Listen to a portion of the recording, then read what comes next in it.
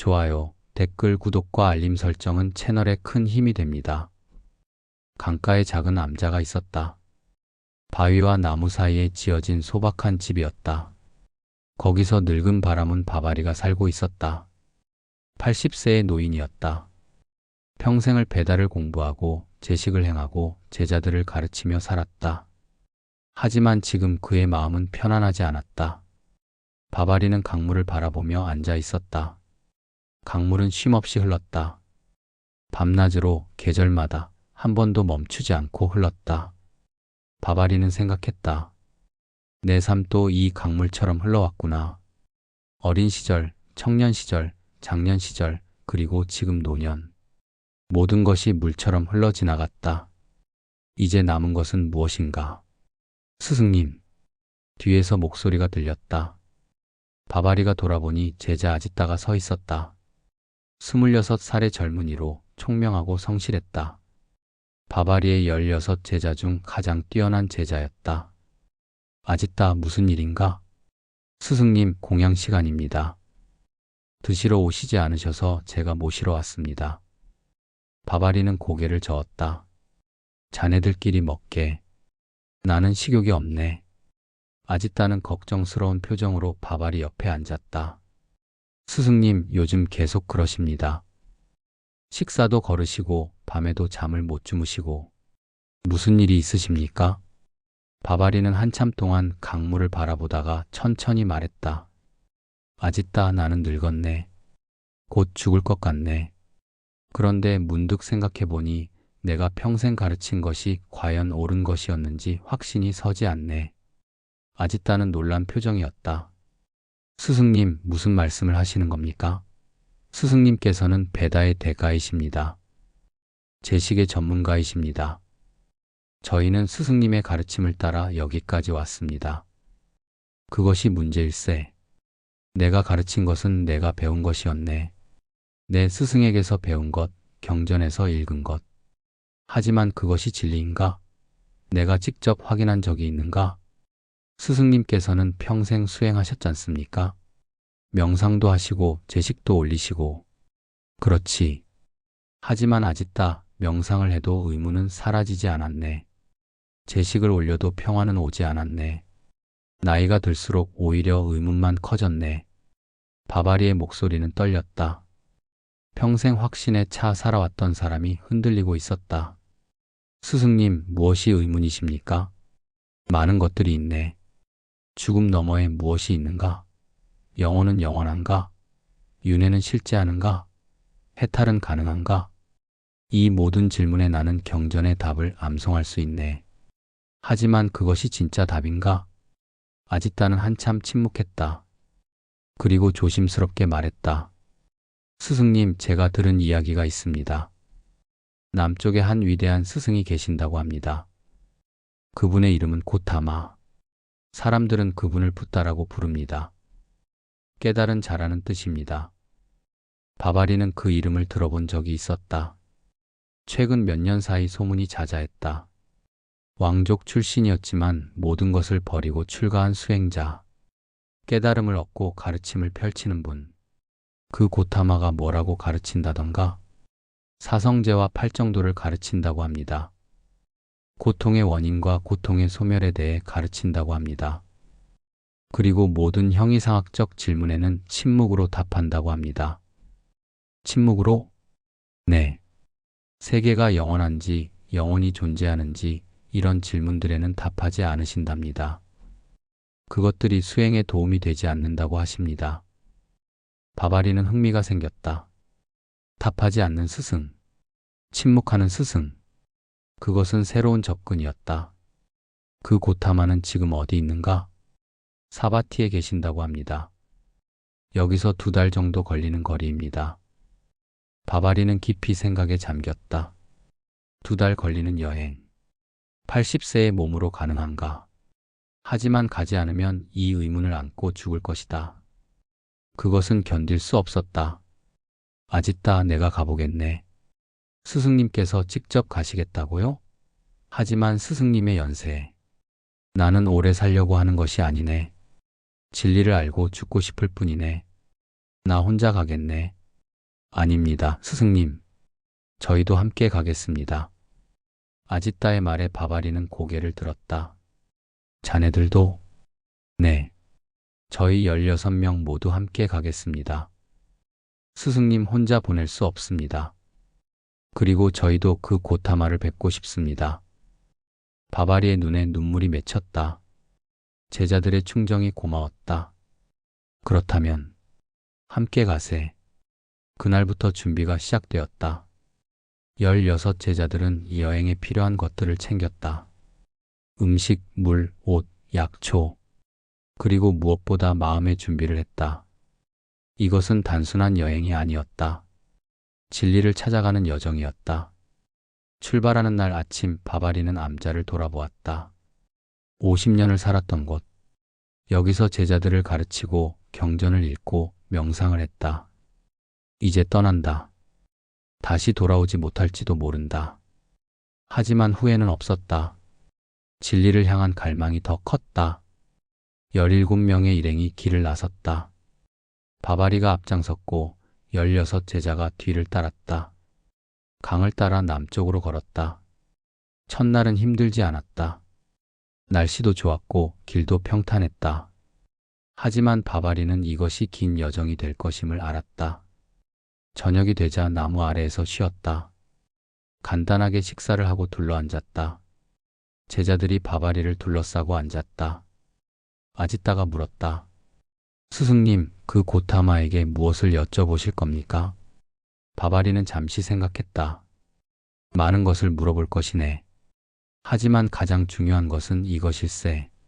어떻게 고통에서 벗어날 수 있는가? 이것이 핵심 아닌가? 다른 제자 띠사 메테이아가 말했다. 스승님, 저는 다른 것도 궁금합니다. 이 세계는 어떻게 생겨났습니까? 무엇이 궁극적 실제입니까? 바바리는 고개를 저었다. 띠사, 그런 질문은 끝이 없네. 세계의 기원을 알아도 그 기원의 기원을 또 물어야 하네. 무한 후퇴일세. 아지따가 말했듯이 고타마는 그런 질문에는 답하지 않는다고 하네. 왜 답하지 않으십니까? 그것이 수행에 도움이 되지 않기 때문이라고 하네. 화살에 맞은 사람이 누가 쏘았는가? 무슨 나무로 만들었는가를 따지고 있으면 치료받기도 전에 죽는다고 하네. 중요한 것은 화살을 빼는 것, 즉 고통에서 벗어나는 것이라고 하네. 제자들은 고개를 끄덕였다. 하지만 완전히 납득하는 것 같지는 않았다. 그들도 형이상학적 질문에 대한 답을 원했다. 그것이 바라문 전통의 방식이었다. 둘째 날 길은 더 험해졌다. 산을 넘어야 했다. 바바리의 숨이 가빠졌다. 80세의 몸은 이미 한계에 가까웠다. 하지만 그는 멈추지 않았다. 제자들이 걱정했지만 바바리는 계속 걸었다. 산 정상에 올랐을 때 바바리는 잠시 쉬었다. 아래로 계곡이 보였다. 강물이 멀리서 빛났다. 구름이 산 아래로 흘렀다. 바바리는 생각했다. 이 모든 것이 무상하구나. 산도, 강도, 구름도, 나도. 모든 것이 흐르고 변한다. 영원한 것은 없다. 스승님, 괜찮으십니까? 아지따가 물었다. 바바리는 고개를 끄덕였다. 괜찮네. 조금 쉬면 되네. 스승님, 너무 무리하지 마십시오. 천천히 가도 됩니다. 아니네. 나에게 시간이 많지 않네. 서둘러야 하네. 제자들은 바바리의 결의를 보았다. 그들도 더 열심히 걸었다. 스승을 도와야 한다는 마음으로. 사흘째 되는 날 큰 마을을 지나쳤다. 사람들이 바바리 일행을 보고 합장했다. 수행자들을 존경하는 전통이 있었다. 한 부유한 상인이 다가와 음식을 공양했다. 그리고 물었다. 스승님들, 어디로 가시는 길입니까? 바바리가 대답했다. 사바티로 갑니다. 고타마 붓다를 뵙기 위해서입니다. 상인의 얼굴이 밝아졌다. 아, 부처님을 뵈러 가시는군요. 저도 부처님의 제자입니다. 제가 제자이지요. 부처님의 가르침은 정말 심오합니다. 어떤 점이 심오합니까? 부처님께서는 복잡한 이론을 말씀하지 않으십니다. 오히려 단순합니다. 하지만 그 단순함 속에 깊은 지혜가 있습니다. 고통이 있다. 고통의 원인이 있다. 고통의 소멸이 있다. 소멸로 가는 길이 있다. 이것이 부처님의 핵심 가르침입니다. 바바리는 귀를 기울였다. 그것뿐입니까? 그것이 전부입니다. 나머지는 모두 이것을 설명하는 것입니다. 부처님께서는 불필요한 말씀을 하지 않으십니다. 오직 고통의 소멸을 위한 말씀만 하십니다. 당신은 그 가르침을 따라 무엇을 얻었습니까? 상인은 잠시 생각하더니 말했다. 평화를 얻었습니다. 예전에는 항상 불안했습니다. 더 많은 재산, 더 높은 지위, 더 좋은 평판. 끝없이 원했습니다. 하지만 부처님의 가르침을 듣고 깨달았습니다. 그런 것들은 진정한 행복을 주지 못한다는 것을. 이제 저는 충분함을 압니다. 감사함을 압니다. 바바리는 상인의 얼굴을 보았다. 평온한 얼굴이었다. 만족한 얼굴이었다. 이것이 고타마의 가르침이 주는 것인가? 감사합니다. 귀한 말씀 들었습니다. 일행은 다시 길을 떠났다. 제자들은 상인의 말에 대해 이야기했다. 어떤 이는 너무 단순하다고 했고 어떤 이는 그래서 더 깊은 것 같다고 했다. 바바리는 조용히 걸으며 생각했다. 단순함. 그것이 열쇠일까? 자신은 평생 복잡한 이론을 공부했다. 베다의 수많은 찬가, 제식의 복잡한 절차, 우주론의 정교한 체계. 하지만 그 모든 것이 평화를 주지 못했다. 오히려 더 혼란스러웠다. 일주일이 지났다. 강을 건너고 숲을 지나고 마을을 거쳤다. 바바리의 몸은 점점 약해졌다. 기침이 났고 열도 있었다. 하지만 그는 계속 걸었다. 제자들이 말렸지만 듣지 않았다. 스승님, 이러다 쓰러지십니다. 며칠 쉬십시오. 안 되네. 시간이 없네. 스승님, 부처님은 언제나 거기 계십니다. 서두를 필요 없습니다. 아니네. 내 몸이 언제까지 갈지 모르네. 지금 가지 않으면 기회가 없을 것이네. 제자들은 더 이상 말리지 못했다. 바바리의 결의가 너무 강했다. 열흘째 되는 날 큰 강에 도착했다. 강물이 세차게 흘렀다. 다리가 없었다.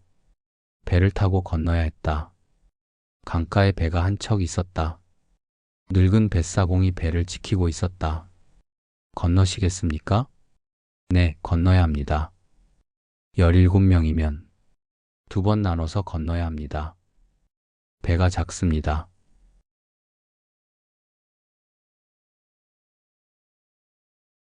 바바리는 고개를 끄덕였다. 먼저 8명이 배에 탔다. 바바리도 그 중에 있었다. 배가 강 한가운데 이르렀을 때 바바리는 물을 내려다보았다. 강물이 빠르게 흘렀다. 소용돌이도 있었다. 위험해 보였다. 이 강은 건너기 어렵습니까? 뱃사공이 대답했다. 예, 어렵습니다. 특히 우기에는 더 어렵습니다. 많은 사람이 이 강을 건너다 죽었습니다. 그렇다면 당신은 어떻게 안전하게 건넙니까? 노를 잘 젓습니다. 물살을 읽습니다. 강을 존중합니다. 욕심 부리지 않습니다. 그러면 강이 저를 건네줍니다. 바바리는 뱃사공의 말에서 깊은 의미를 느꼈다. 인생도 이 강과 같지 않은가? 위험하고 예측할 수 없고 빠르게 흐른다. 어떻게 건너는가? 기술이 필요하다. 지혜가 필요하다. 그리고 무엇보다 욕심 부리지 않는 것. 배가 건너편에 닿았다. 바바리는 육지로 올라왔다. 그리고 나머지 제자들이 건너오기를 기다렸다. 강물을 바라보며 생각했다. 인생의 강을 건너는 것. 태어남에서 죽음으로, 고통에서 해탈로, 무명에서 깨달음으로 어떻게 건너는가? 고타마가 그 방법을 알고 있는가? 모든 제자가 건너오자 다시 길을 나섰다. 이제 사바티가 가까웠다. 사흘만 더 가면 도착한다고 했다. 바바리는 힘을 내어 걸었다. 곧 답을 얻을 것이다. 평생의 의문에 대한 답을. 이틀이 더 지났다. 길은 평탄해졌지만 바바리의 몸은 더 약해졌다.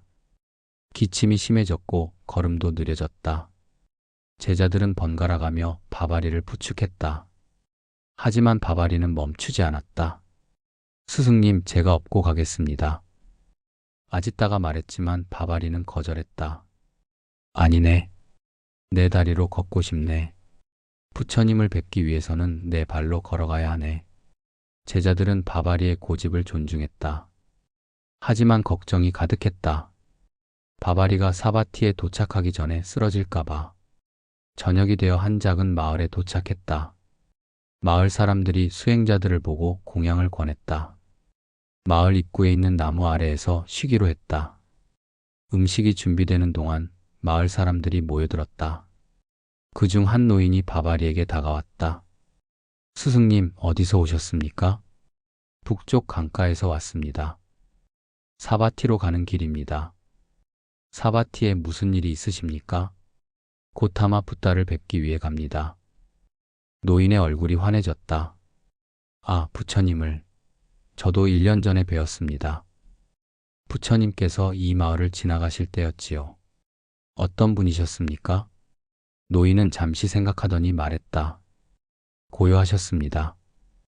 깊은 산속 호수처럼. 하지만 따뜻하셨습니다.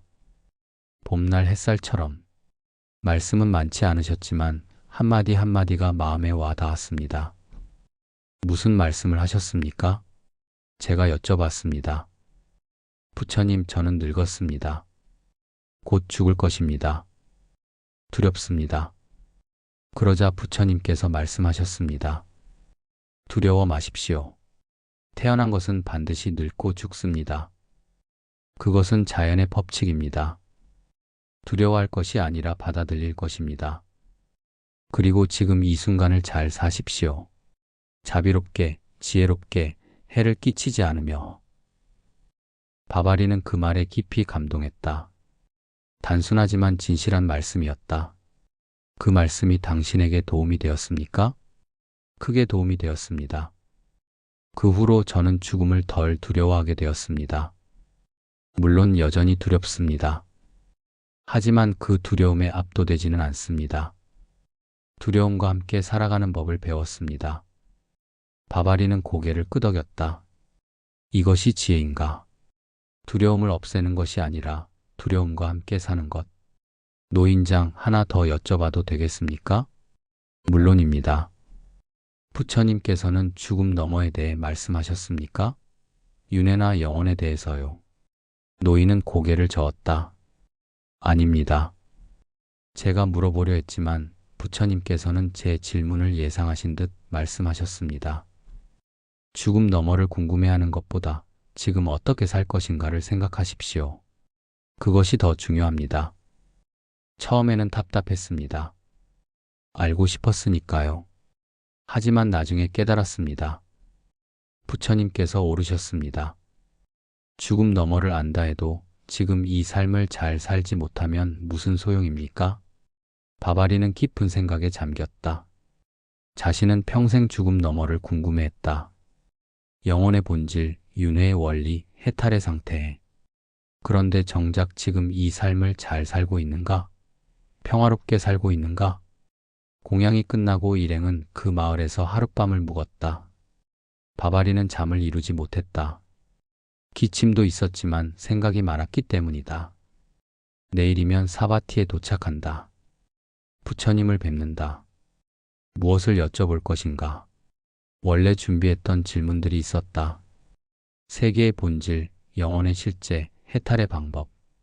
하지만 지금은 그런 질문들이 적절한지 의심스러웠다. 부처님께서는 그런 질문에 답하지 않으실 것 같았다. 그렇다면 무엇을 물어야 하는가? 새벽이 되어 바바리는 일어났다. 다른 제자들도 일어났다. 모두 긴장한 표정이었다. 오늘 사바티에 도착한다. 부처님을 뵙는다. 일생일대의 순간이었다. 마을을 떠나 반나절을 걸었다. 오전이 지나고 정오가 되었다. 멀리서 큰 도시가 보이기 시작했다. 사바티였다. 코살라국의 수도. 큰 성벽이 보였고 많은 집들이 보였다. 스승님, 저기가 사바티입니다.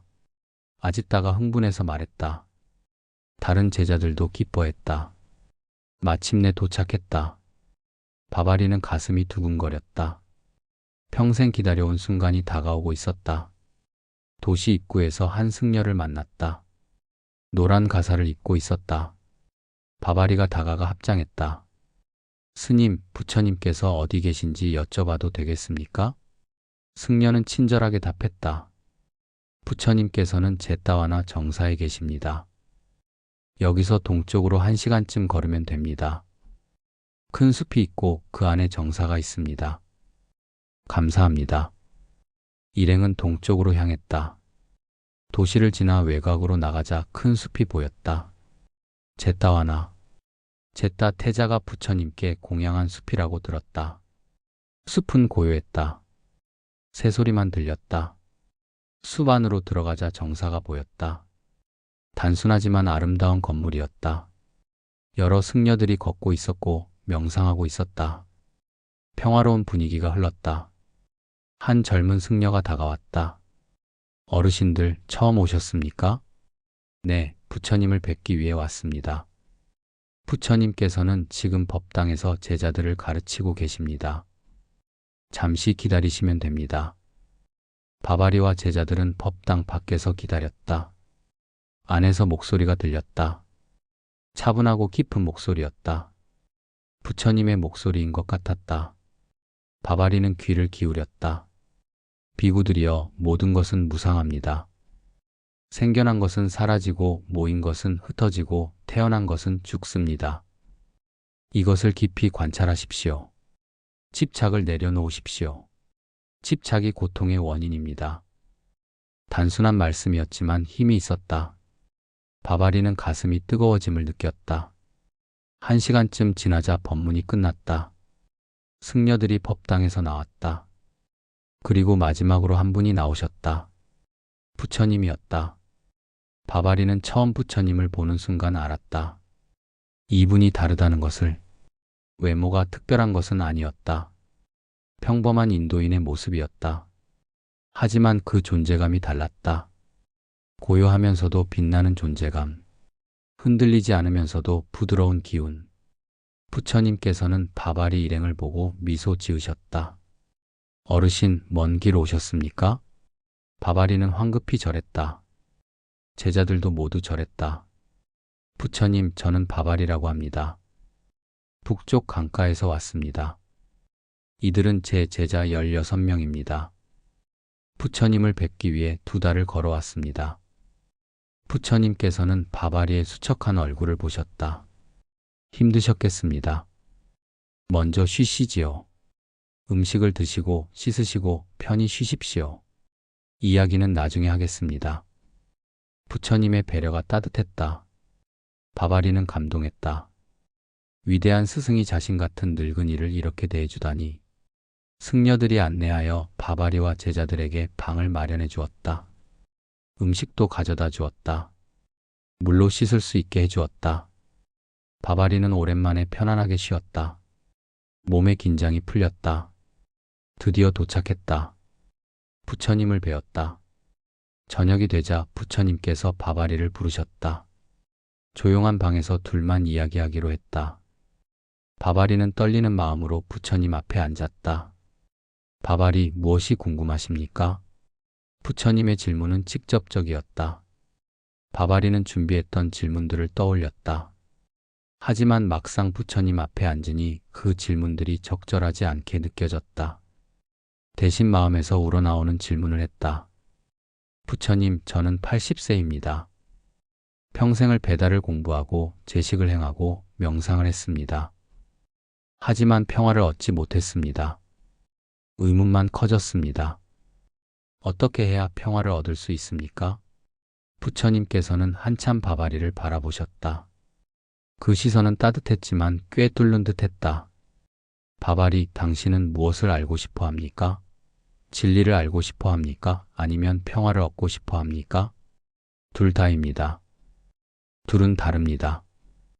진리를 아는 것과 평화를 얻는 것은 다릅니다. 당신은 지금까지 진리를 알려고만 했습니다. 그래서 평화를 얻지 못한 것입니다. 바바리는 혼란스러웠다. 무슨 뜻입니까? 진리를 알면 평화를 얻는 것 아닙니까? 꼭 그런 것은 아닙니다. 많은 사람이 진리에 대해 알지만 평화롭지 못합니다. 왜냐하면 그들은 머리로만 알기 때문입니다. 가슴으로 온 존재로 알지 못합니다. 그렇다면 어떻게 온 존재로 알 수 있습니까?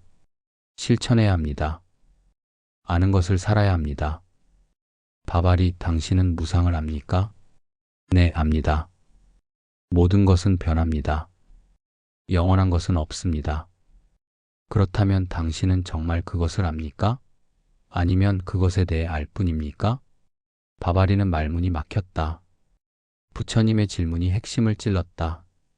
무슨 차이입니까? 차이는 큽니다. 에 대해 안다는 것은 개념입니다. 말입니다. 이론입니다. 하지만 직접 안다는 것은 경험입니다. 체화입니다. 삶입니다.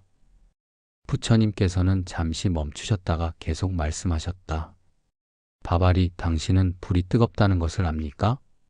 네, 압니다. 어떻게 압니까? 경전에서 배웠습니다. 스승에게서 들었습니다. 그것은 에 대해 아는 것입니다. 진짜 아는 것은 불을 직접 만져본 것입니다. 뜨거움을 느낀 것입니다.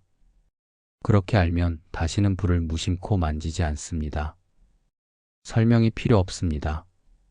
바바리는 깊이 이해했다. 자신은 평생에 대해 알았던 것이다. 직접 알지 못했다. 부처님, 그렇다면 저는 어떻게 직접 알 수 있습니까? 관찰하십시오. 명상할 때 일상에서 모든 순간에 관찰하십시오. 무상을 관찰하십시오. 호흡이 오고 가는 것, 생각이 일어나고 사라지는 것, 감정이 변하는 것. 모든 것을 직접 보십시오. 그것만으로 충분합니까? 충분합니다. 직접 보면 집착이 저절로 떨어집니다. 억지로 내려놓으려 하지 않아도 됩니다. 무상을 직접 보면 이것을 붙잡을 수 없구나 하고 자연스럽게 알게 됩니다. 바바리는 한참 침묵했다. 부처님의 말씀이 단순했지만 혁명적이었다. 부처님, 하나만 더 여쭤봐도 되겠습니까? 물론입니다. 저는 곧 죽을 것 같습니다. 몸이 약합니다. 죽음이 두렵습니다. 어떻게 해야 합니까? 부처님께서는 부드럽게 미소 지으셨다. 바바리, 죽음을 두려워하는 것은 자연스럽습니다. 모든 생명이 죽음을 피하려 합니다. 하지만 피할 수 없습니다. 태어난 것은 반드시 죽습니다. 그것을 알지만 여전히 두렵습니다. 두려움을 없애려 하지 마십시오. 두려움과 함께 있으십시오. 두려움을 관찰하십시오. 두려움이 어디에서 오는지, 몸의 어느 부분에서 느껴지는지, 어떻게 변하는지 보십시오. 그러면 두려움이 사라집니까? 사라질 수도 있고 사라지지 않을 수도 있습니다. 중요한 것은 사라지느냐가 아니라 두려움에 압도되지 않는 것입니다. 두려움을 보는 자가 될 때 당신은 두려움이 아닙니다. 그것을 보는 자입니다. 바바리는 깊은 평화를 느꼈다. 부처님의 말씀이 마음 깊이 들어왔다. 부처님, 감사합니다. 2달을 걸어온 보람이 있습니다. 천천히 쉬십시오. 며칠 머무르면서 더 이야기하겠습니다. 당신의 제자들도 궁금한 것이 많을 것입니다. 바바리는 깊이 절하고 물러났다. 방으로 돌아와 제자들에게 부처님과의 대화를 나누었다. 제자들도 깊이 감동했다. 스승님, 저희도 부처님께 질문할 수 있을까요? 아지따가 물었다. 물론이네. 부처님께서 며칠 머물라고 하셨네. 자네들도 각자 질문을 준비하게. 제자들은 흥분했다. 직접 부처님께 질문할 수 있다니. 그날 밤 그들은 각자 무엇을 물을지 생각했다. 16제자, 16가지 질문. 그것이 강을 건너는 노래가 될 것이다. 다음 날 아침 부처님께서 제자들을 모두 불러주셨다. 넓은 나무 아래였다. 아침 햇살이 나뭇잎 사이로 쏟아졌다. 16제자가 부처님 앞에 반원으로 앉았다. 바바리도 함께 앉았다. 부처님께서는 한 사람 한 사람을 천천히 바라보셨다. 그 시선은 각자를 완전히 보는 것 같았다. 겉모습뿐 아니라 마음 깊은 곳까지. 젊은이들 먼 길을 왔습니다. 각자 질문이 있을 것입니다. 한 명씩 물어보십시오. 서두르지 마십시오. 시간은 충분합니다. 첫 번째로 아지따가 앞으로 나왔다. 가장 나이가 많고 가장 뛰어난 제자였다. 그는 합장하고 물었다. 부처님, 세상 사람들이 고통받는 것을 봅니다. 늙음, 병든, 죽음, 이별. 이 모든 고통이 어디서 오는 것입니까? 무엇이 근원입니까? 부처님께서는 미소 지으셨다. 아지따, 좋은 질문입니다. 고통의 근원은 가래입니다. 목마름입니다. 우리는 끊임없이 무언가를 원합니다. 즐거움을 원하고 존재를 원하고 비존재를 원합니다. 이 가래가 고통을 만듭니다. 왜 가래가 고통을 만듭니까? 가래는 집착을 낳기 때문입니다. 우리가 무언가를 강하게 원하면 그것에 집착합니다. 얻으면 잃을까 두려워하고 얻지 못하면 괴로워합니다. 변하면 고통스럽고 변하지 않기를 바라지만 모든 것은 변합니다. 그렇다면 가래를 없애야 합니까? 아무것도 원하지 말아야 합니까? 가래를 억지로 없애려 하지 마십시오. 그것도 또 다른 가래가 됩니다. 가래가 없기를 가래하는 것입니다. 대신 가래를 관찰하십시오. 가래가 어떻게 일어나는지, 어떻게 몸과 마음을 움직이는지 보십시오. 깊이 보면 가래는 저절로 약해집니다. 아지따는 깊이 생각에 잠겼다. 그리고 다시 물었다. 부처님, 그렇다면 가래가 완전히 사라진 사람은 어떻게 삽니까? 아무것도 원하지 않으면 어떻게 행동합니까? 가래가 사라져도 행동은 합니다. 하지만 집착 없이 행동합니다. 마치 연잎이 물 위에 있지만 물에 젖지 않듯 세상에 있지만 세상에 묶이지 않습니다. 필요한 것은 사용하되 집착하지 않습니다.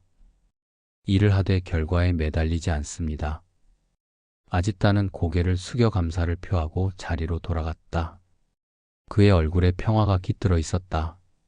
두 번째로 띠싸 메테이아가 나왔다. 그는 철학적 질문을 좋아하는 제자였다. 부처님, 이 세계는 영원합니까? 아니면 영원하지 않습니까? 유한합니까? 무한합니까? 부처님께서는 잠시 침묵하셨다. 그리고 말씀하셨다. 띠싸, 그 질문에는 답하지 않겠습니다. 띠싸는 놀란 표정이었다. 다른 제자들도 웅성거렸다. 부처님께서 질문에 답하지 않으시다니. 왜 답하지 않으십니까? 그 질문은 이로움을 가져오지 않기 때문입니다. 세계가 영원하다고 알아도 영원하지 않다고 알아도 당신은 여전히 늙고 병들고 죽습니다. 여전히 고통받습니다. 그 질문의 답을 안다고 해서 고통에서 벗어나지 못합니다. 하지만 진리를 알고 싶습니다. 띠싸, 진리는 고통의 소멸입니다. 고통의 소멸로 이끄는 것이 진리입니다.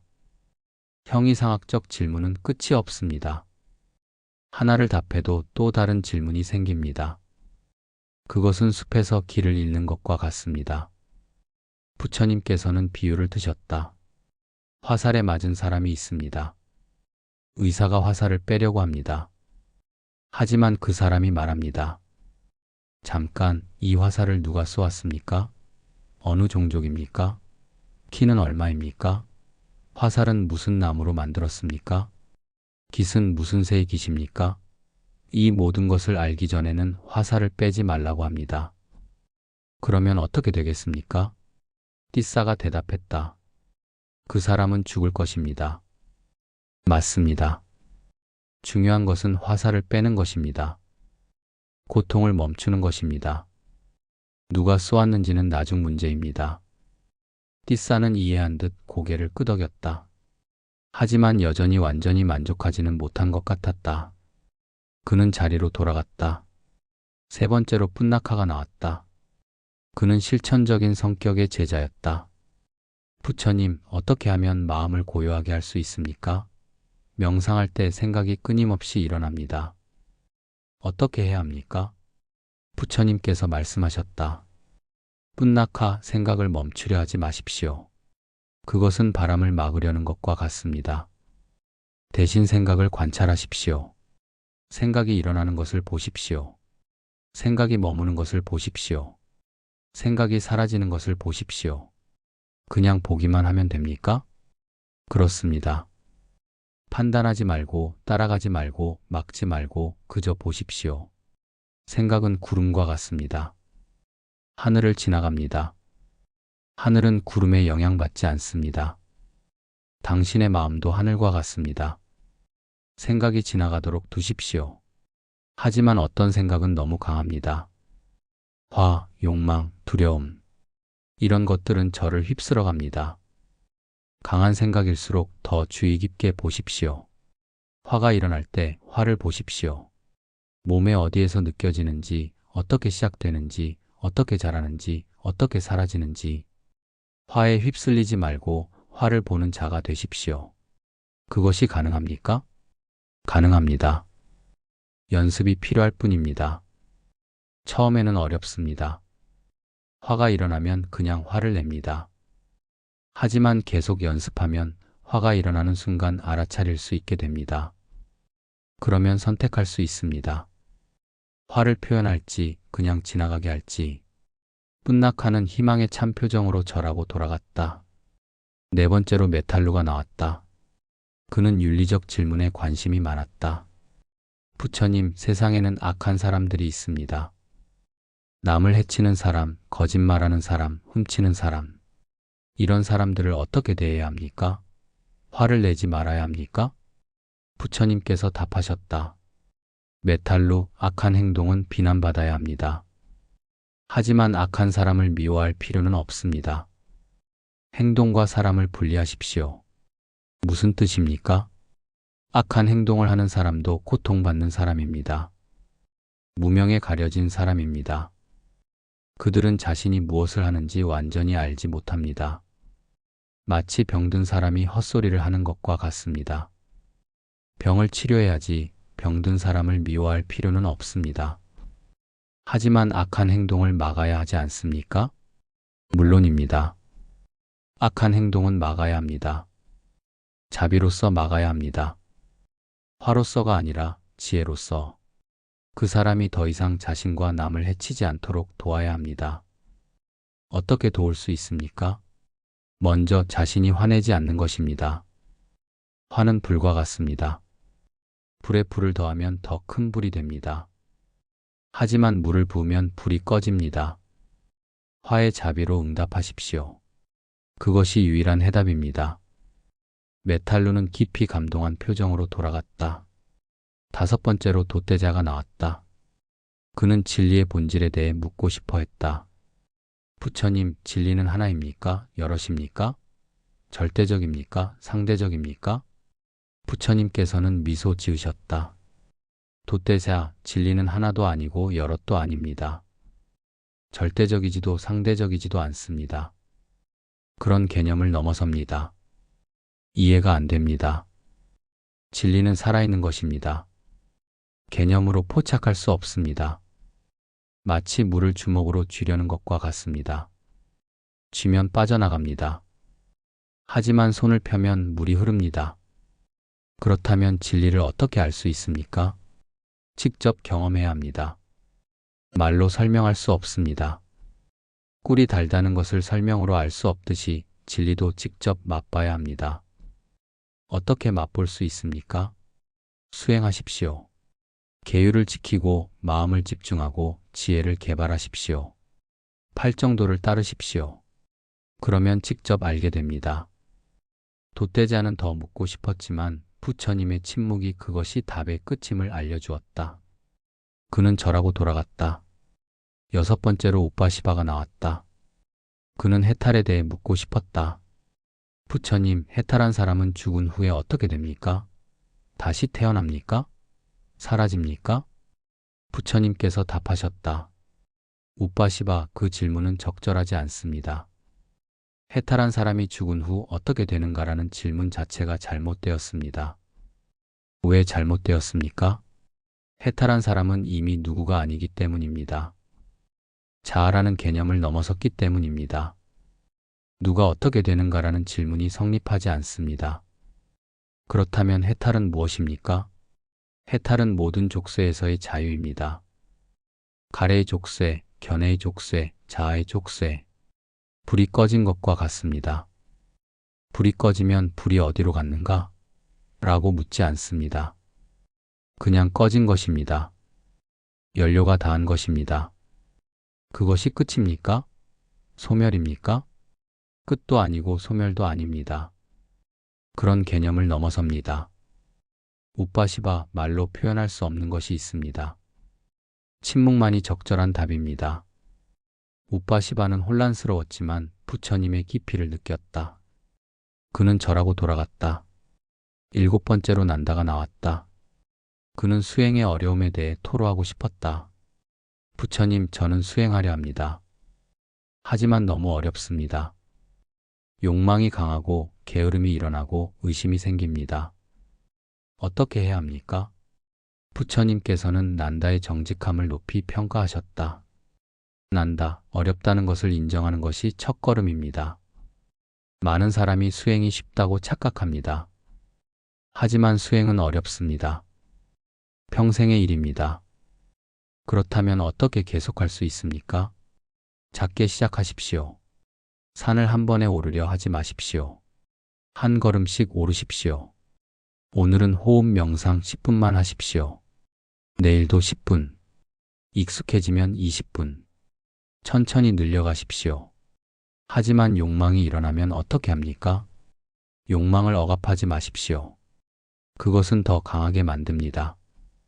대신 욕망을 관찰하십시오. 아, 지금 욕망이 일어났구나. 이것이 욕망이구나.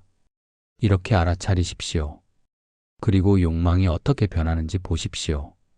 모든 감정은 변합니다. 욕망도 마찬가지입니다. 그러면 욕망이 사라집니까?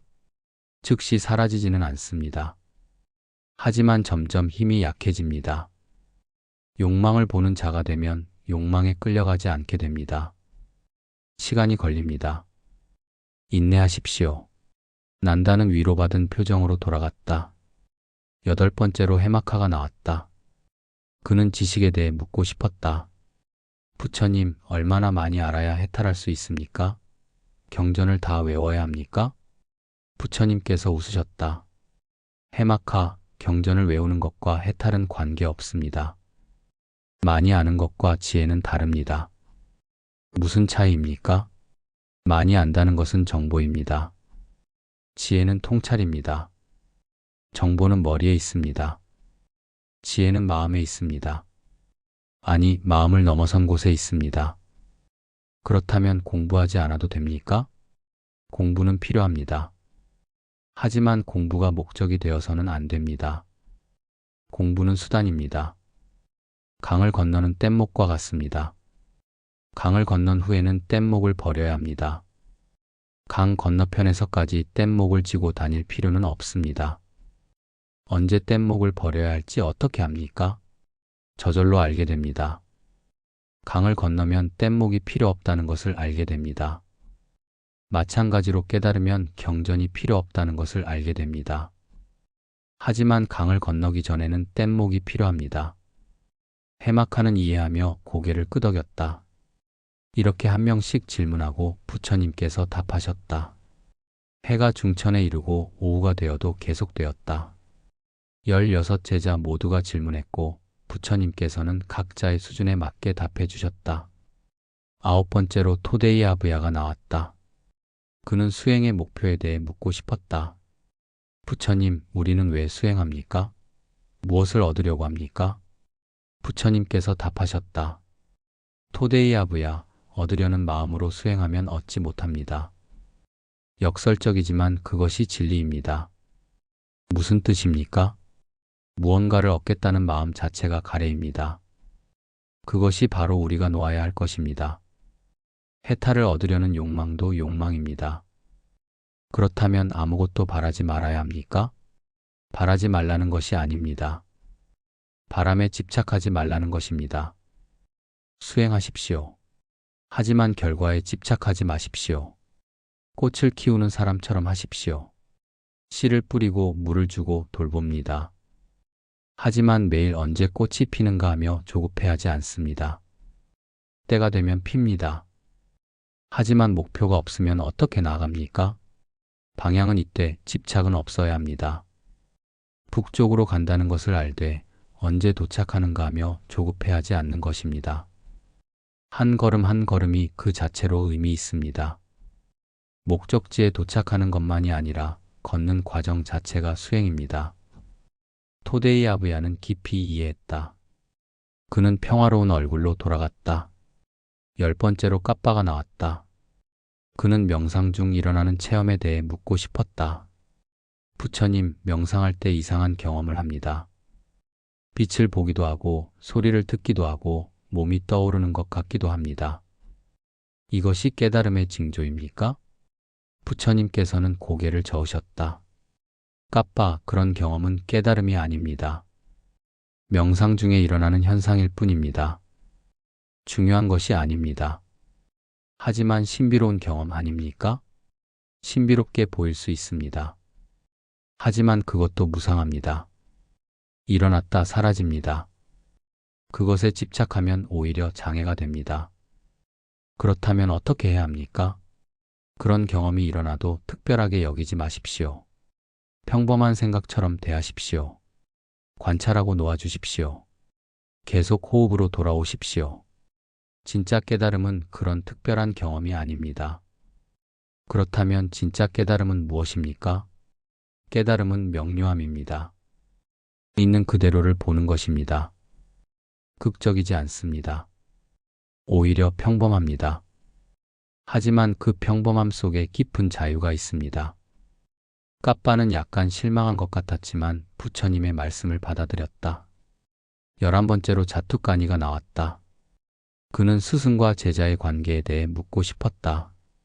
부처님, 스승 없이 깨달을 수 있습니까? 혼자서 수행할 수 있습니까? 부처님께서 답하셨다.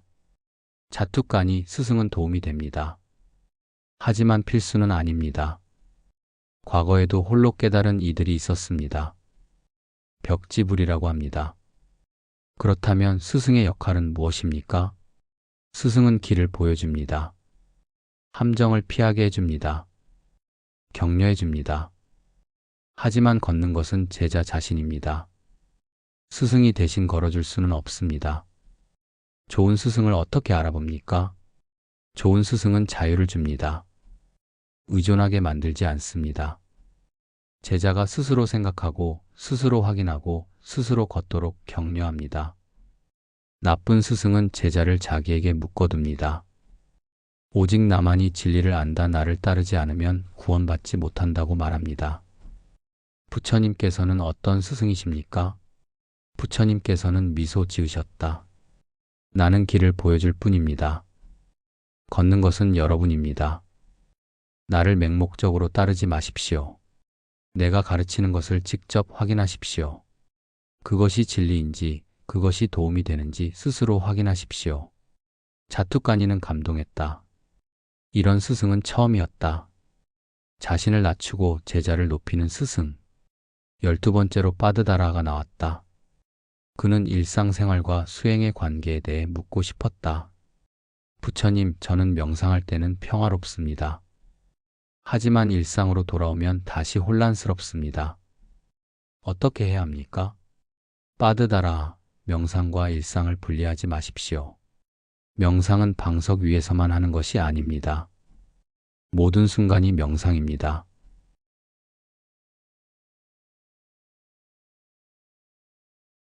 어떻게 모든 순간을 명상으로 만들 수 있습니까? 알아차림입니다. 무엇을 하든 알아차리십시오. 걸을 때 걷는다는 것을 알고, 먹을 때 먹는다는 것을 알고, 말할 때 말한다는 것을 압니다. 이것이 일상의 명상입니다. 하지만 일을 하면 정신이 없습니다. 어떻게 알아차립니까? 처음에는 어렵습니다. 자주 잊어버립니다. 하지만 계속 연습하십시오. 잊어버렸다는 것을 알아차리는 순간 다시 돌아오십시오. 1000번 잊어버리면 1000번 돌아오십시오. 점점 쉬워집니다. 일상에서 알아차림을 유지하면 무엇이 달라집니까? 삶이 깊어집니다. 단순한 일도 의미 있어집니다. 그리고 반응하기 전에 공간이 생깁니다. 누가 나쁜 말을 해도 즉시 화내지 않습니다. 아, 화가 일어나는구나 하고 알아차립니다. 그 순간 선택할 수 있습니다. 화를 표현할지 그냥 놓아줄지. 빠드다라 하는 희망의 참 표정으로 돌아갔다. 13번째로 모가라자가 나왔다. 그는 죽음과 재생에 대해 묻고 싶었다. 부처님, 사람이 죽으면 정말 다시 태어납니까? 윤회는 실제합니까? 부처님께서 잠시 침묵하셨다가 말씀하셨다. 모가라자, 윤회를 믿느냐 안 믿느냐는 중요하지 않습니다. 중요한 것은 지금 어떻게 사느냐입니다. 하지만 알고 싶습니다. 죽음 후에 무엇이 있는지 알고 싶어 하는 마음을 이해합니다. 하지만 그것을 안다고 해서 고통에서 벗어나지 못합니다. 대신 이것을 생각해 보십시오. 윤회가 있든 없든 선하게 사는 것이 이롭습니까? 악하게 사는 것이 이롭습니까? 물론 선하게 사는 것이 이롭습니다. 맞습니다. 윤회가 있다면 선업으로 좋은 곳에 태어날 것입니다. 윤회가 없다면 적어도 이 생에서 평화롭게 살 것입니다. 어느 쪽이든 선하게 사는 것이 이롭습니다. 그러므로 윤회의 존재 여부는 실천과 관계없습니다. 모가라자는 그 논리의 고개를 끄덕였다. 실용적이면서도 지혜로운 답이었다. 14번째로 삥기아가 나왔다. 그는 사회와 수행의 관계에 대해 묻고 싶었다. 부처님, 세상이 불의로 가득합니다. 가난, 전쟁, 억압. 수행자는 이런 문제에 무관심해야 합니까? 아니면 개입해야 합니까? 부처님께서 답하셨다. 삥기야, 자비로운 마음을 가진 사람은 고통을 보면 무관심할 수 없습니다. 도울 수 있으면 도와야 합니다. 하지만 수행자는 세속을 떠난 사람 아닙니까? 세속을 떠났다는 것은 물리적으로 떨어진 것이 아닙니다. 집착을 떠난 것입니다. 수행자도 세상에 있습니다. 세상의 고통을 봅니다. 도울 수 있으면 도와야 합니다. 하지만 결과에 집착하지 않습니다. 어떻게 도울 수 있습니까? 여러 방법이 있습니다. 직접 도울 수도 있고 가르침으로 도울 수도 있습니다. 가장 중요한 것은 자신이 먼저 변화하는 것입니다. 한 사람이 깨어나면 그 사람을 통해 많은 사람이 영향받습니다. 등불 하나가 어둠을 밝힙니다.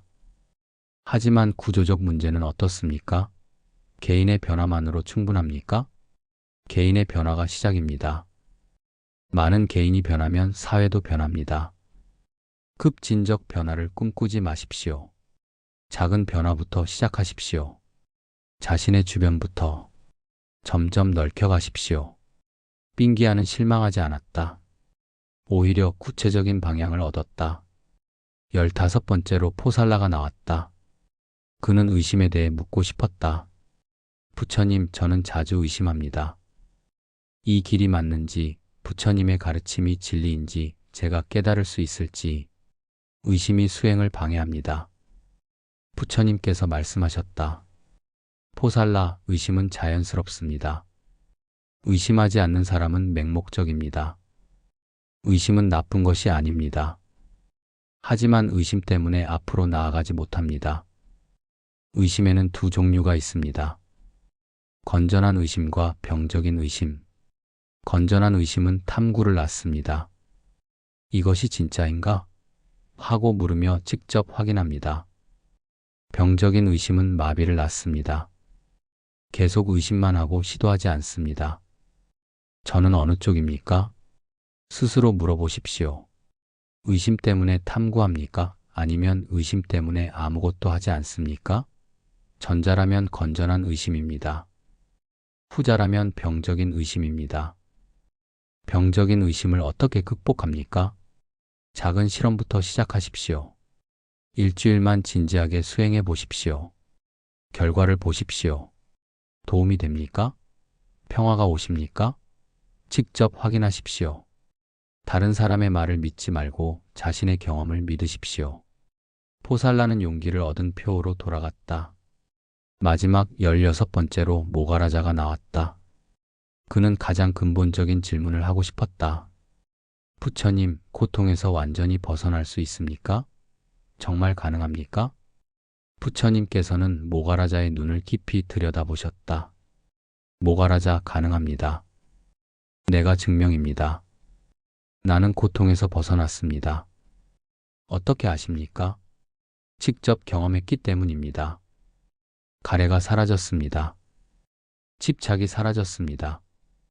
두려움이 사라졌습니다. 무엇이 와도 평온합니다. 이것은 개념이 아닙니다. 살아있는 경험입니다. 저도 그렇게 될 수 있습니까? 될 수 있습니다.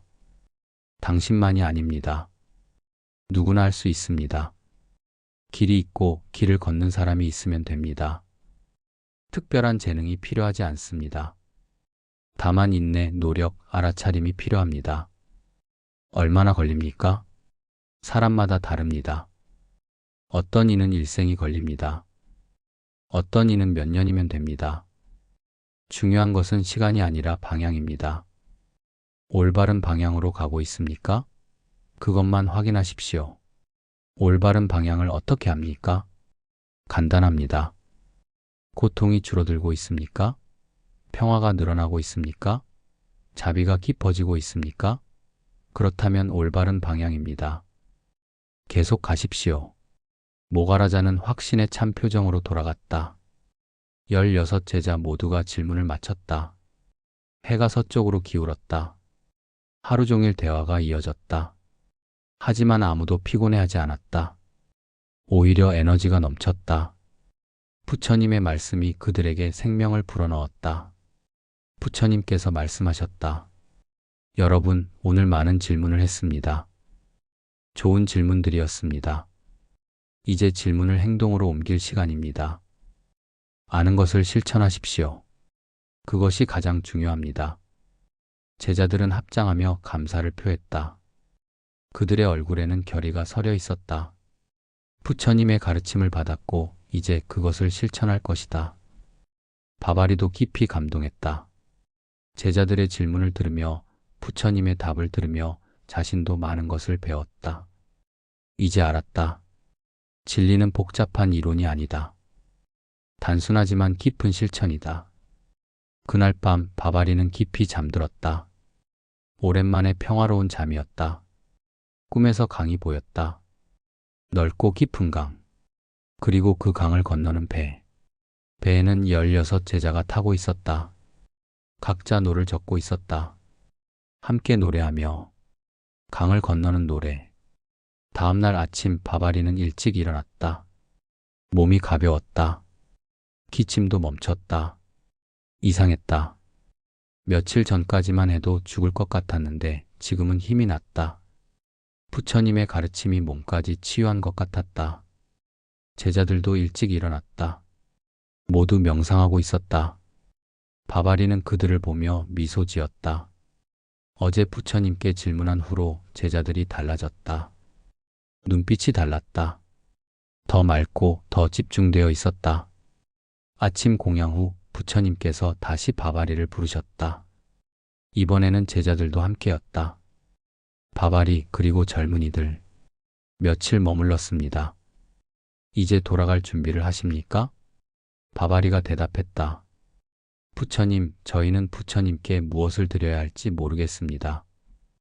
부처님께서 주신 것이 너무 큽니다. 부처님께서 손을 저으셨다. 나는 아무것도 주지 않았습니다. 다만 길을 보여주었을 뿐입니다. 여러분이 스스로 걸을 것입니다. 부처님, 저희가 북쪽으로 돌아가면 그곳 사람들에게 무엇을 전해야 합니까? 복잡한 이론을 전하지 마십시오. 단순하게 전하십시오. 고통이 있다. 고통의 원인이 있다. 고통의 소멸이 있다. 소멸로 가는 길이 있다. 이것만 전하십시오. 아지따가 물었다. 부처님, 사람들이 질문하면 어떻게 답해야 합니까? 저희는 부처님처럼 지혜롭지 못합니다. 완벽한 답을 하려 하지 마십시오. 솔직하게 말하십시오. 아는 것은 안다고 하고 모르는 것은 모른다고 하십시오. 그것이 정직함입니다. 사람들은 완벽한 답보다 정직한 태도를 더 신뢰합니다. 띠싸가 물었다. 부처님, 사람들이 형이상학적 질문을 하면 어떻게 해야 합니까? 세계의 기원, 영혼의 본질, 이런 것들을요. 부처님께서 미소 지으셨다. 어제 내가 그런 질문에 어떻게 답했는지 기억하십니까? 답하지 않았습니다. 여러분도 그렇게 하십시오. 정중하게 설명하십시오. 그런 질문은 고통의 소멸에 도움이 되지 않는다고. 대신 실천적인 질문으로 돌리십시오. 지금 무엇이 고통스럽습니까? 어떻게 하면 평화를 얻을 수 있습니까? 이런 질문들로요. 뿐나카가 물었다. 부처님, 저희가 가르칠 자격이 있습니까? 저희는 아직 깨닫지 못했습니다. 깨달음을 얻어야만 가르칠 수 있는 것은 아닙니다. 한 걸음 앞서 간 사람이 뒤따라오는 사람을 도울 수 있습니다. 완전히 산 정상에 올라야만 길을 알려줄 수 있는 것이 아닙니다. 조금 더 올라간 사람도 아래 사람에게 길을 알려줄 수 있습니다. 하지만 잘못 가르치면 어떻게 합니까? 겸손하십시오. 이것이 절대적 진리다라고 말하지 마십시오. 이것이 제 경험입니다. 이것이 저에게 도움이 되었습니다라고 말하십시오. 그러면 잘못 가르쳐도 해가 적습니다. 메탈루가 물었다. 부처님, 사람들이 믿지 않으면 어떻게 합니까? 비웃으면 어떻게 합니까? 개의치 마십시오. 모든 사람이 받아들일 수는 없습니다. 어떤 이는 들을 준비가 되어 있고 어떤 이는 아직 준비되지 않았습니다. 준비된 사람에게만 전하십시오. 억지로 설득하려 하지 마십시오. 어떻게 준비된 사람을 알아봅니까? 그들의 눈을 보십시오. 진실로 궁금해하는 사람은 눈빛이 다릅니다. 간절함이 있습니다. 그런 사람에게 전하십시오. 하지만 단지 논쟁하려는 사람, 자기 견해를 확인받으려는 사람은 피하십시오. 그들은 아직 준비되지 않았습니다. 돛대자가 물었다. 부처님, 저희끼리 의견이 다르면 어떻게 합니까? 가르침을 해석하는 방식이 다를 수 있습니다. 다를 수 있습니다. 그것은 자연스럽습니다. 서로 다투지 마십시오. 대신 대화하십시오. 나는 이렇게 이해했다. 당신은 어떻게 이해했는가? 서로 배우십시오. 하나의 진리를 여러 방식으로 표현할 수 있습니다. 우빠시바가 물었다. 부처님, 저희가 부처님을 다시 뵐 수 있습니까? 부처님께서는 잠시 침묵하셨다. 그리고 부드럽게 말씀하셨다. 육체로는 자주 볼 수 없을 것입니다. 나도 늙었고 여러분도 먼 곳에 살 것입니다. 하지만 법으로 만날 수 있습니다. 나의 가르침을 실천하면 나를 만나는 것입니다. 법을 보는 자는 나를 봅니다. 나를 보는 자는 법을 봅니다. 제자들의 눈에 눈물이 맺혔다. 이별이 다가오고 있었다. 난다가 물었다. 부처님, 저희가 부처님을 기억하는 가장 좋은 방법은 무엇입니까? 나를 숭배하지 마십시오. 나를 신격화하지 마십시오. 나는 인간입니다. 깨달은 인간이지만 인간입니다. 나를 기억하고 싶으면 내가 가르친 것을 실천하십시오. 그것이 최고의 공양입니다. 해마카가 물었다. 부처님, 마지막으로 하나만 여쭤봐도 되겠습니까? 깨달음의 본질은 무엇입니까? 한마디로 표현하면 무엇입니까? 부처님께서는 한참 침묵하셨다. 새소리가 들렸다. 바람이 불었다. 나뭇잎이 흔들렸다. 그리고 부처님께서 말씀하셨다. 놓아줌입니다. 모든 것을 놓아줌입니다. 집착을 놓아주고 견해를 놓아주고 심지어 놓아준다는 생각도 놓아줍니다. 완전히 비울 때 완전히 자유롭습니다. 제자들은 그 말씀을 가슴 깊이 새겼다. 놓아줌. 단순하지만 심오한 가르침. 부처님께서 일어나셨다. 제자들도 일어났다. 바바리도 일어났다. 이별의 순간이었다. 바바리 그리고 젊은이들. 가십시오. 강을 건너십시오. 그리고 많은 사람을 도우십시오. 여러분은 이제 등불입니다. 어둠 속을 걷는 사람들에게 빛이 되어 주십시오. 바바리가 앞으로 나가 부처님께 깊이 절했다. 이마가 땅에 닿았다. 일어나지 못할 것 같았다. 감사와 존경이 온몸을 눌렀다. 부처님, 이 늙은이를 받아주셔서 감사합니다. 평생의 의문이 풀렸습니다. 이제 평화롭게 죽을 수 있습니다. 바바리, 아직 죽을 때가 아닙니다. 돌아가서 제자들을 가르치십시오. 아직 할 일이 많습니다. 바바리는 눈물을 닦으며 일어났다. 제자들도 하나씩 부처님께 절했다. 16명 모두 각자 감사의 말을 전했다. 부처님께서는 각자에게 한마디씩 해주셨다. 아지따에게는 계속 깊이 관찰하십시오라고 하셨고, 띠싸에게는 질문보다 침묵을 배우십시오라고 하셨다. 뿐나카에게는 인내하십시오. 메탈루에게는 자비를 잊지 마십시오라고 하셨다. 각자에게 필요한 말씀을 주셨다. 마지막으로 부처님께서 모두에게 말씀하셨다. 여러분, 함께 노래하십시오. 강을 건너며 노래하십시오. 혼자가 아니라 함께입니다. 서로 돕고, 서로 격려하고, 서로 깨우십시오. 그것이 상가입니다. 공동체입니다. 바바리 일행은 제따와 나를 떠났다. 뒤돌아보니 부처님께서 서서 그들을 배웅하고 계셨다. 손을 들어 작별 인사를 하셨다. 제자들도 손을 흔들었다. 부처님의 모습이 점점 작아졌다. 나무에 가려졌다. 사라졌다. 하지만 사라진 것이 아니었다. 부처님은 그들의 마음속에 있었다. 가르침으로, 기억으로, 영감으로. 돌아가는 길은 빨랐다. 올 때보다 훨씬 빨랐다. 몸도 가벼웠고 마음도 가벼웠다. 2달 걸렸던 길을 1달 만에 돌아왔다. 길을 가며 제자들은 서로 이야기를 나누었다. 부처님께 들은 것을, 깨달은 것을, 실천하고 싶은 것을, 그리고 함께 명상했다. 길가에 앉아 나무 아래에서, 강가에서, 어디서나 명상할 수 있었다. 어느 날 저녁 강가에서 쉬고 있을 때였다. 아지따가 노래를 부르기 시작했다. 강물이 흐르네, 쉼없이 흐르네. 고통도 흐르고 기쁨도 흐르네. 모든 것이 흐르네, 머무는 것 없네. 우리도 흐르네, 강을 건너네. 다른 제자들도 하나씩 노래에 가세했다. 띠싸가 이었다. 질문을 놓았네, 탑도 놓았네. 붙잡던 것들을 모두 놓았네.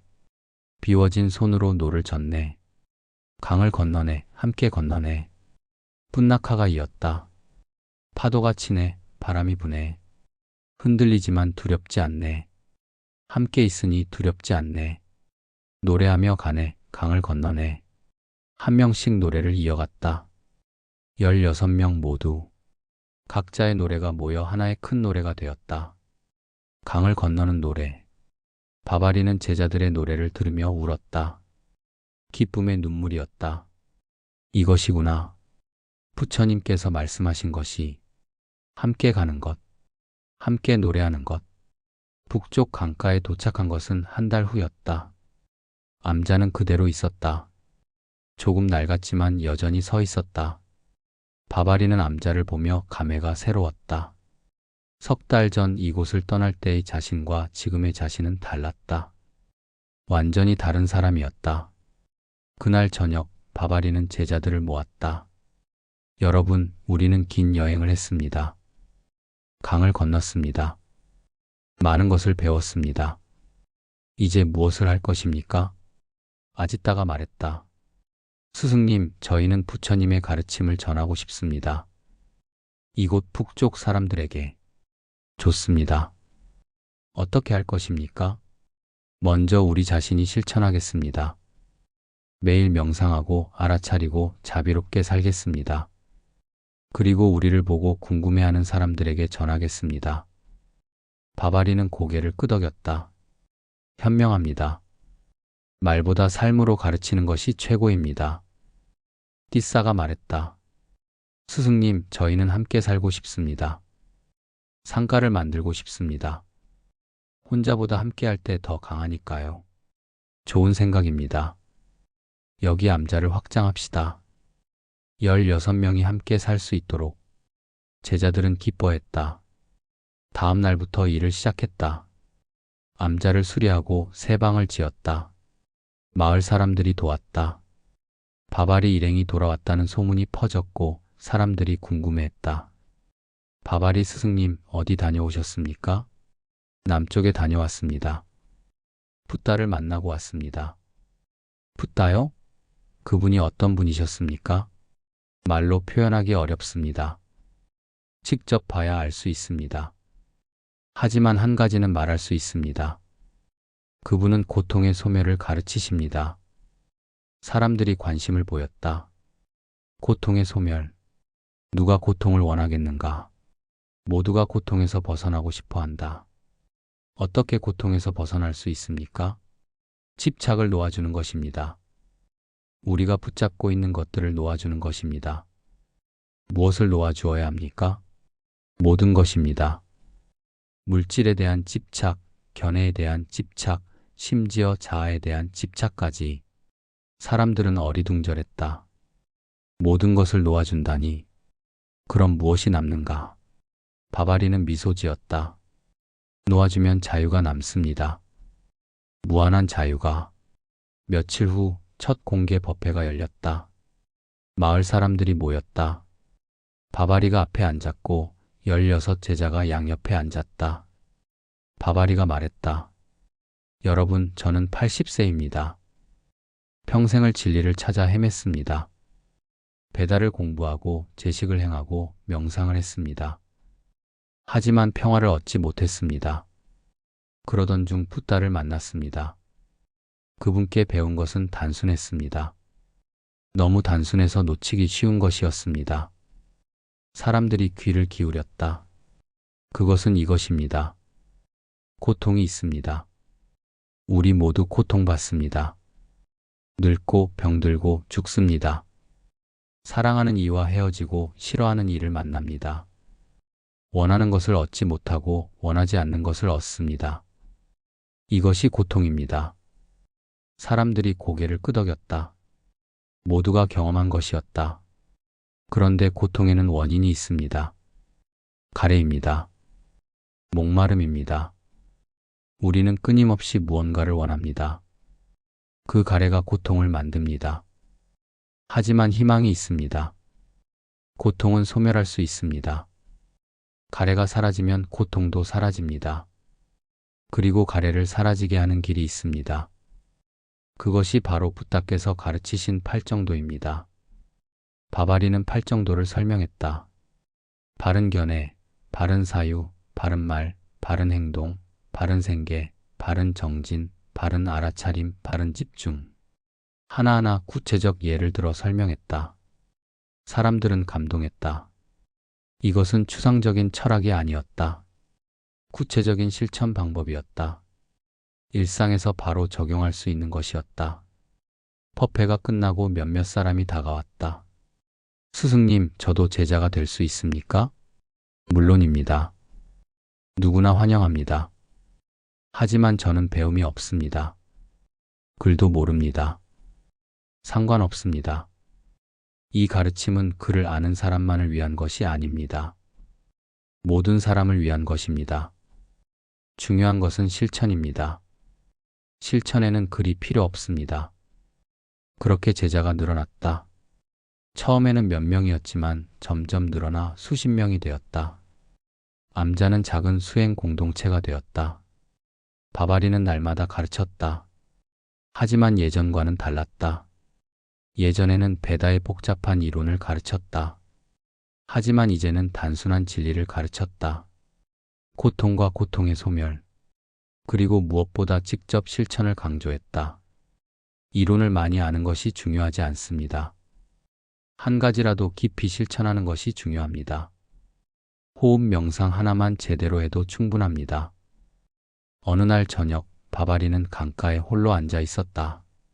달이 밝았다. 강물에 달빛이 반짝였다. 바바리는 생각했다. 나는 80세에 새로 태어났다. 부처님을 만나지 않았다면 의문과 불안 속에서 죽었을 것이다. 하지만 이제 평화롭다. 언제 죽어도 괜찮다. 후회가 없다. 뒤에서 발소리가 들렸다. 아지따였다. 스승님 혼자 계십니까? 아지따 않게. 두 사람은 나란히 앉아 강물을 바라보았다. 한참 침묵이 흘렀다. 아지따가 말했다. 스승님, 스승님께서 곧 떠나실 것 같습니다. 바바리는 놀라지 않았다. 자신도 느끼고 있었다. 그렇네. 곧 떠날 것 같네. 두렵지 않으십니까? 두렵지 않네. 아니, 조금은 두렵네. 하지만 그 두려움에 압도되지는 않네. 두려움과 함께 있을 수 있네. 스승님께서 떠나시면 저희는 어떻게 해야 합니까? 바바리는 아지따의 어깨에 손을 얹었다. 아지따, 자네는 이미 알고 있네. 부처님께서 말씀하셨잖는가. 나를 보는 자는 법을 본다. 법을 보는 자는 나를 본다고. 나를 찾지 말고 법을 따르게. 붓다의 가르침을 실천하게. 하지만 스승님이 그리울 것입니다. 나도 자네들이 그리울 것이네. 하지만 이별은 자연스러운 것이네. 만남이 있으면 이별이 있네. 슬퍼하지 말고 배운 것을 실천하게. 그것이 나를 기억하는 최고의 방법일세. 스승님께 마지막으로 여쭤봐도 되겠습니까? 물론이네. 스승님께서 부처님을 만나고 가장 크게 변한 것은 무엇입니까? 바바리는 한참 생각했다. 확신을 내려놓은 것일세. 예전에는 모든 것을 확신했네. 베다가 진리다, 제식이 필요하다, 영혼은 영원하다. 하지만 그 확신이 나를 경직되게 만들었네. 이제는 잘 모르겠네. 많은 것을 모르네. 하지만 그것이 괜찮네. 모른다는 것을 인정하니 오히려 자유롭네. 그것이 지혜입니까? 아마도 그럴 것이네. 진짜 지혜는 많이 아는 것이 아니라 얼마나 모르는지 아는 것일세. 두 사람은 다시 침묵 속에 앉아 있었다. 강물 소리만 들렸다. 쉼없이 흐르는 강물 소리, 생명의 소리, 변화의 소리. 일주일 후 바바리는 조용히 세상을 떠났다. 아침 명상을 마치고 제자들에게 미소를 지어 보이고 눈을 감았다. 평화로운 죽음이었다. 고통도 없고 두려움도 없었다. 제자들은 슬펐지만 오래 슬퍼하지 않았다. 바바리가 원한 것이 아니라는 것을 알았다. 대신 그들은 스승의 가르침을 실천했다.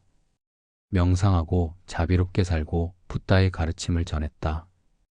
16 제자는 평생 함께 수행했다. 서로 돕고 서로 격려하며 그들은 북쪽 지역의 붓다의 가르침을 전하는 중요한 역할을 했다. 사람들은 그들을 강을 건넌 사람들이라고 불렀다. 그리고 그들은 자주 함께 노래를 불렀다. 강가에서 명상 후에 길을 갈 때 바바리와 함께 불렀던 그 노래를, 강을 건너는 노래를. 강물이 흐르네, 쉼없이 흐르네. 고통도 흐르고 기쁨도 흐르네. 모든 것이 흐르네, 머무는 것 없네.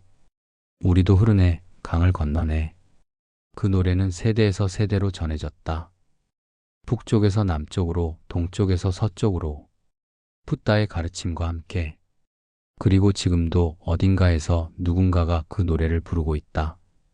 강을 건너며, 함께, 혼자가 아니라 함께, 노래하며, 강을 건너는 노래.